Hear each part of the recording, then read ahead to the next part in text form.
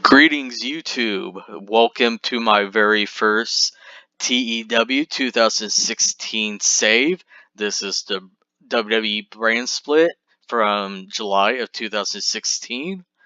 I thought this would be a great starting point for a modern day WWE save.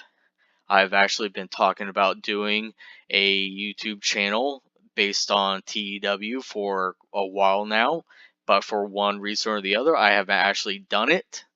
So, what better time to actually do it than right now?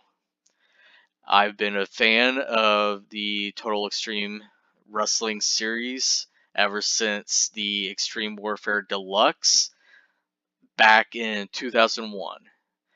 I've bought every single game and every single TEW game that Adam Ryland has put out. So I've been a big supporter of the series. So I do have the experience, I do have the knowledge in the series that I figured, hey, let's do one of these on YouTube and see how it shakes out. Now, how long I do this, that's up to you. If you like the series, if you like how I present it, how you like my storylines, then, hit that like button, comment, leave, words of encouragement. I mean, this is my first time doing anything game related online. I don't even really like to play, games online. I'm usually a single player, you know, after work, I sit back and, just by myself, I play games. So this is actually the first time I've ever actually shared my gaming experience, knowledge, whatever you want to say it, to the masses. So what better way than with a game that I have a lot of experience with over the years, which is TEW. So, without further ado, I want to get started with this. Now, just to let you know, I know a lot of other YouTubers, they have graphics. They're well versed with graphics. They know how to create them and make their channels really, really good. I'm not like that. I'm actually not very good with graphics, so I'm not even going to try. If someone in the future wants to make graphics for me, hey, I'm not going to turn it down, but I'm not going to go out of the way and waste my time to make half-assed graphics. So hopefully you're okay with the bare bones.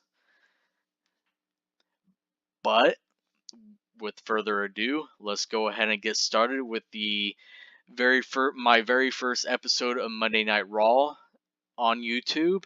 I've actually already started this week 1. I am currently at week 2 of July 2016, which is about a couple of weeks away in game time from the actual brand split draft from starting. But I just want to get a starting point and kind of get built up to the draft.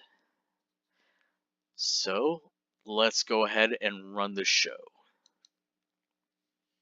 First, we've got a pre-show match with Becky Lynch, Sasha Banks, and Natalya defeating Charlotte, Tamina Snuka, and Alicia Fox in 10:15 when Becky Lynch defeated Alicia Fox by submission with the Disarmor. The rating is 51.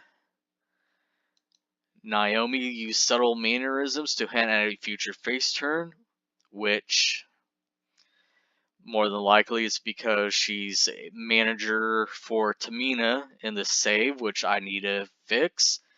This is actually, I guess, a spoiler alert at this point, but I am going to use the Feel the Glow gimmick for Naomi with the brand split, just like in real life.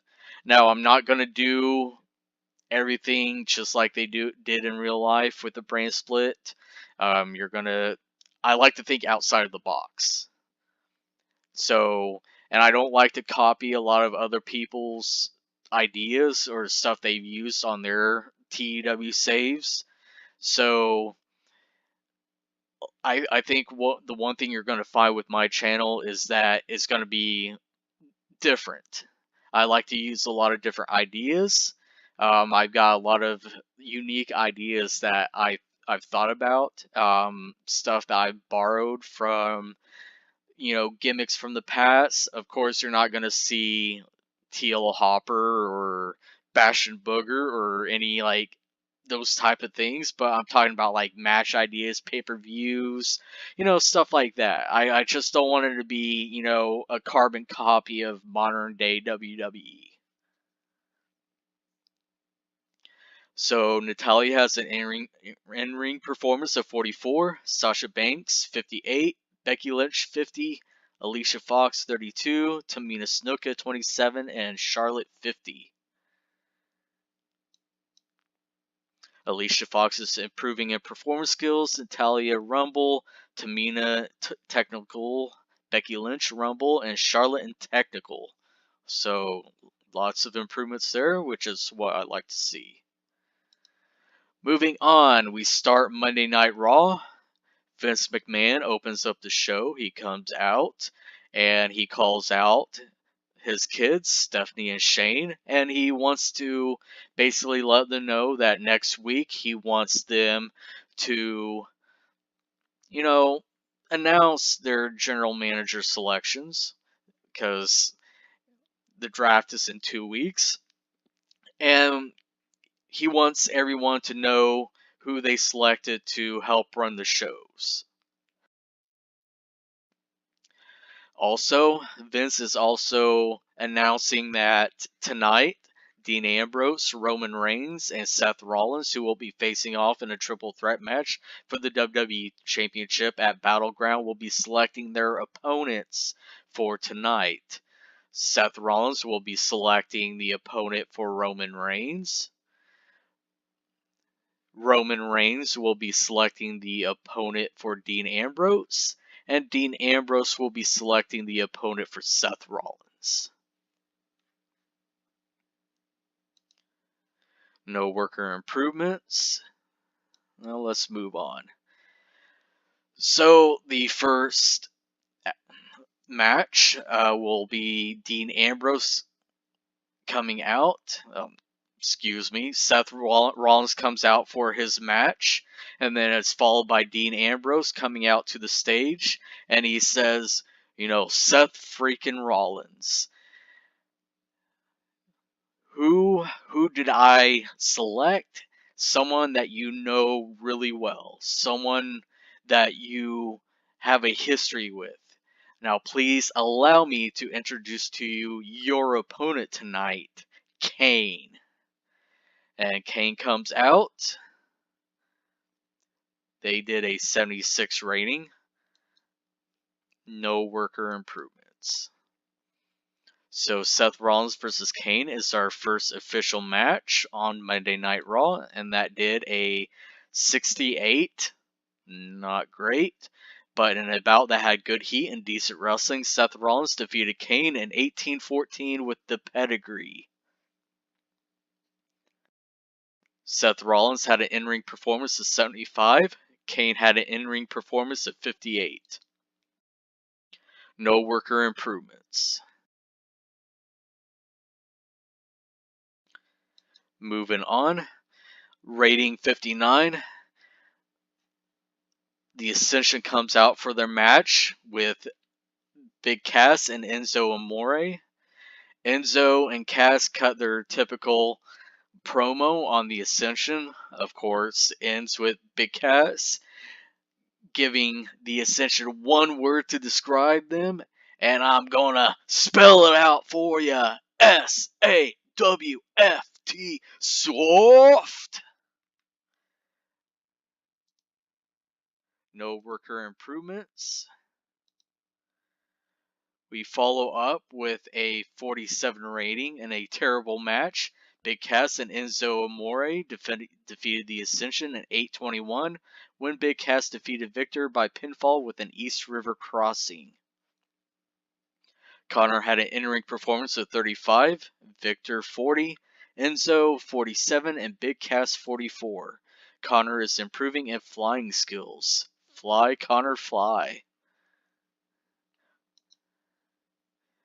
Next match, 73 rating and a decent match. Sheamus defeated Sami Zayn in 18-15 by pinfall, illegally using the ropes for leverage. During the match, we also had Kevin Owens distract Sami Zayn, which in reality, if I were actually booking it, where you could pick your own finish, it would be Kevin Owens distracting Sami Zayn, and he turns around into a bro kick, which allowed Sheamus to pick up the victory. Sami Zayn had an in-ring performance of 62, Sheamus 72. Sheamus is improving in performance skills. Go Big Red. Some ginger on ginger violence in that match. Next segment is the 70.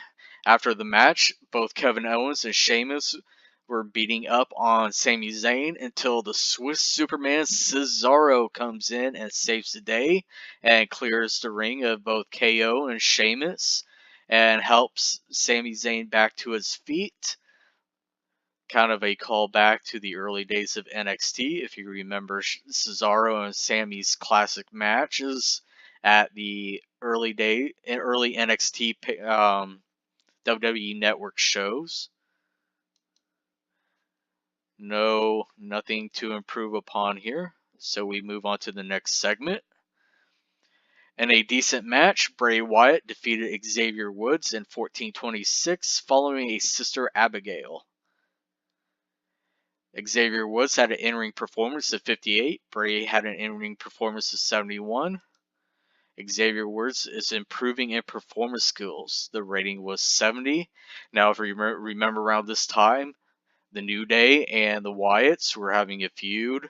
And Xavier Woods, the story was that he was afraid of Wyatt's kooky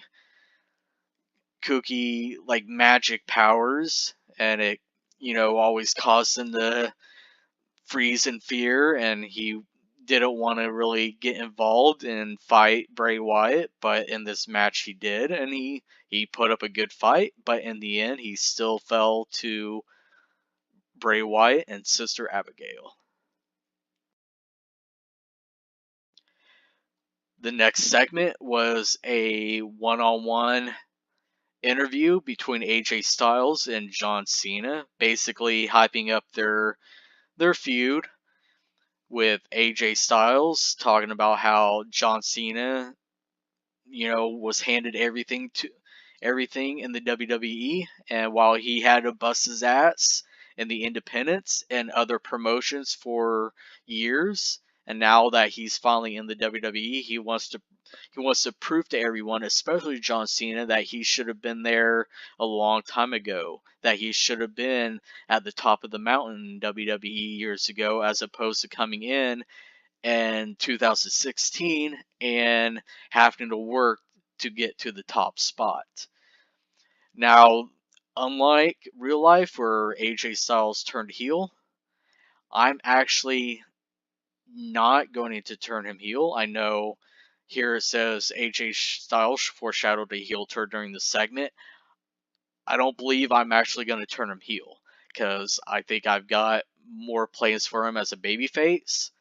Now, where Luke Gallows and Carl Anderson comes in during the segment, they come out and they kind of stir up the pot, kind of, plant seeds that AJ is with him, and they're going to help AJ beat Cena, and AJ is like, hey guys, I know at one point, we rode together, we had a good time together, but if he's going to beat John Cena, he's going to do it on his own.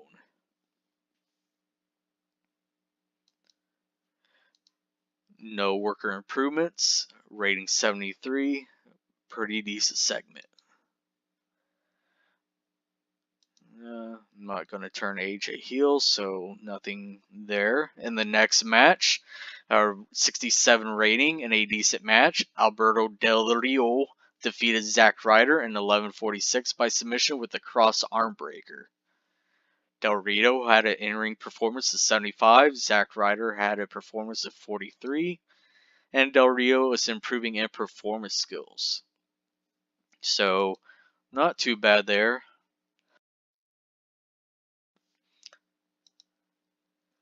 The next segment shows Roman Reigns coming out for his match. And then it's followed by Seth Rollins coming out onto the stage. And he does his ha ha ha little annoying laugh. And he says, you know, Roman, big dog, I've got a perfect opponent for you. Big dog, meet your opponent, the Big Show. And out comes the Big Show. Well, it's the Big Show. And out comes Big Show lumbering down for his match with Roman Reigns. And that segment got a 74. So the next match is Roman Reigns versus the Big Show. And that got a 69 rating. And a bout that had good heat and decent wrestling. Roman Reigns defeated the Big Show in 1827 following the spear. Roman Reigns had an in-ring performance of 73. Big Show had an in-ring performance of 68. No worker improvements, although the Big Show was visibly tiring toward the end. There was a problem with that, which, you know, kind of damned if you do, damned if you don't. You know, since they're both main eventers, you have to, like, put them at a certain match length. If not, you get docked because, you know, two main eventers shouldn't be going into a 10-minute match. So I have to book it like around 16, 17, 18 minutes. But then you get someone like the Big Show, doesn't have much stamina.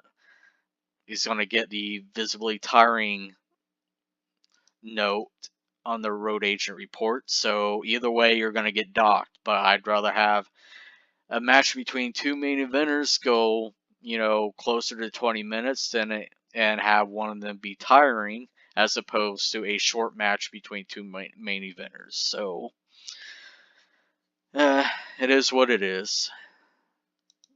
Next segment, Miz TV with Dolph Ziggler. Basically what this is just Miz kind of taunting Dolph, saying, hey, you know, you're an underachiever. You say you always here to steal the show and, you know, show off, but in reality, you're nothing but a gigantic failure. You say you want to do all this, but you haven't actually. When's the last time you've actually stolen the show? When's the last time you have actually done anything of relevance?